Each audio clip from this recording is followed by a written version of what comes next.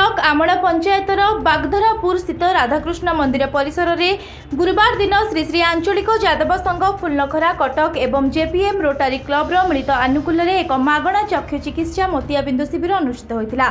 शिविर को आंचलिक यादव संघर संपादक ध्रुवचरण बेहरा उद्घाटन करते। आयोजित चक्षु परीक्षा शिविर में बागधरापुर मुगभंगा सासोल विशालपड़ा सबलपुर चामरपड़ा खुनुकार बंपकुद काचरामाल अड़ालिया नुआपाटना आदि ग्रामर शताधिक व्यक्ति निजर चक्षु परीक्षा कराइथिले। आंचलिक यादव संघर सभापति जलधर बेहरा, रणजित बेहरा, अशोक बेहरा, सत्यरंजन बेहरा, ज्ञानपूर्ण बेहरा, दिलीप बेहरा प्रमुख आंचलिक यादव संघर समस्त सदस्य जोग देथिले। श्री ध्रुवचरण बेहरा लखेश्वर आंचलिक यादव संघ संपादक।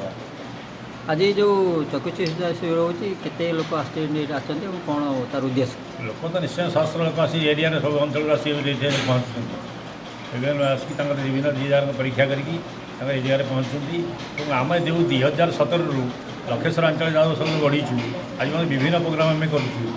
रक्तदान शिविर हो वृक्षरोपण हो आई कैंप कराऊँगी। प्रति वर्ष आम किसी ना सांस्कृतिक कार्यक्रम करा सब आम लखेश्वर आंचलिक यादव बंधु तक समस्ते मेम्बर्स मैंने आमको सहयोग कर कार्यक्रम सफल कर। कटक स्मृति रेखा रिपोर्ट लिव लाइव ओडिया।